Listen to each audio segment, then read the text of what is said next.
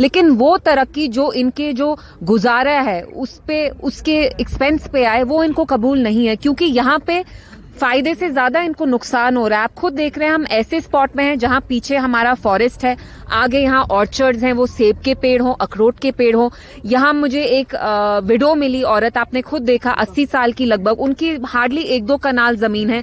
तो यहाँ का जो लोगों का गुजारा है मेनली वो हॉर्टिकल्चर से आता है। वो अखरोट के पेड़ हो, सेब के पेड़ हो, ये ग्रो करने के लिए इनने बड़े बड़े लोन लिए। अब जब आप इनसे वो गुजारा भी छीनेंगे तो ये लोग आखिर में कहाँ जाएंगे, क्या करेंगे? हम जानते हैं जम्मू कश्मीर में बेरोजगारी कितनी है, प्राइवेट सेक्टर है नहीं यहाँ, गवर्नमेंट जॉब यहाँ सबको नहीं मिलता। अब horticulture is the main source of the revenue, जिनसे इनका गुजारा आता है, वो भी आप इनसे छीन रहे हैं। हम जानते हैं बीजेपी की जो मरकजी सरकार है उनका उत्तराखंड में कितना बैड ट्रैक रिकॉर्ड रहा है। जहां तरक्की आपने रेलवे लाइन सारी जो डेवलपमेंट की है, that has come at the cost of our ecology, at the cost of the environment. आप जानते हैं जम्मू कश्मीर में एनवायरनमेंट इकोलॉजी कितना फ्रैजाइल है, उसको आप लात मार के अगर यहाँ आप डेवलपमेंट लाएंगे, विकास लाएंगे, ये हमें मंजूर नहीं है। इसलिए जो ये आपकी प्रपोज रेलवे लाइन है which will go through river, we reject it and we are here to protest against it, क्योंकि यहाँ जो लोगों का रोजगार है आप उसको छीन के यहाँ पे वो रेलवे लाइन बनाएंगे, तो ये हमें कतई किसी भी तरीके से मंजूर नहीं है। इसके अलावा जो रेलवे प्रोजेक्ट वापस करो, रेलवे प्रोजेक्ट वापस करो, रेलवे प्रोजेक्ट।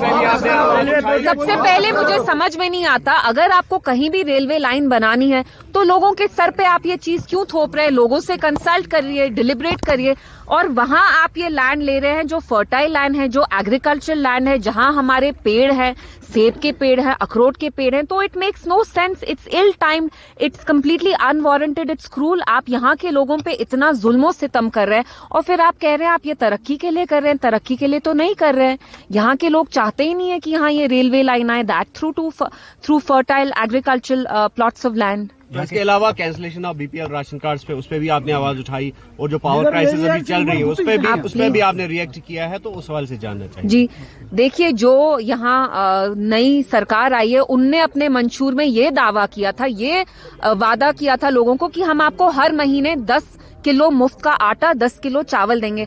अगर आप कुछ दे नहीं सकते लोगों को तो छीनिए नहीं, सिवाय इसके कि चलिए आप उन्हें कुछ दे नहीं सकते, आप छीन रहे हैं। वो राशन हो, आपने 1.5 लाख कम से कम राशन कार्ड कैंसिल किए, एक राशन कार्ड पे कम से कम 6 फैमिली मेंबर्स होते हैं, तो आप देख रहे हैं कि कितनी फैमिलीज इससे इफेक्ट हो रही हैं। अगर एनसी की सरकार लोगों को कुछ दे नहीं सकती तो छीने भी नहीं। आप देखिए चिल्ले कलान का पहला दिन है, यहाँ लाइट है क्या, इलेक्ट्रिसिटी है, पावर है क्या?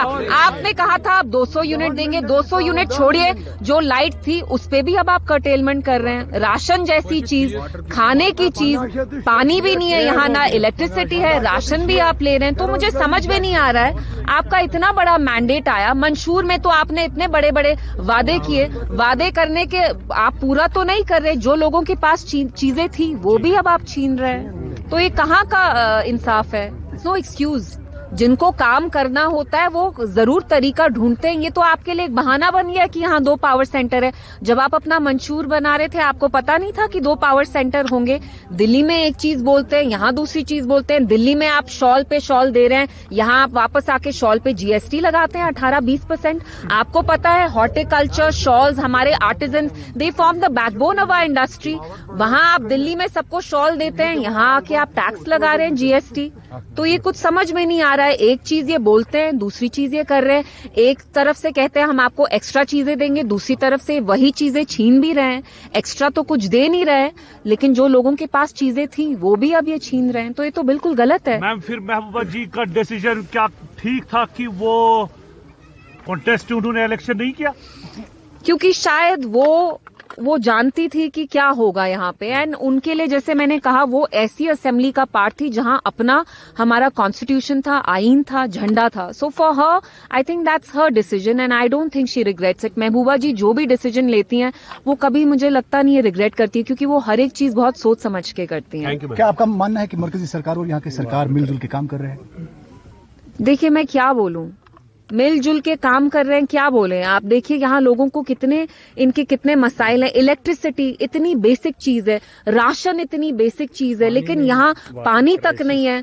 ऊपर से यहाँ पे इतना क्राइसिस है, वाटर क्राइसिस हो, इलेक्ट्रिसिटी हो, जो रिजर्वेशन है, जो हमारे जनरल कैटेगरी के स्टूडेंट्स हैं उनके साथ देखिए कितनी नाइंसाफी हो रही है।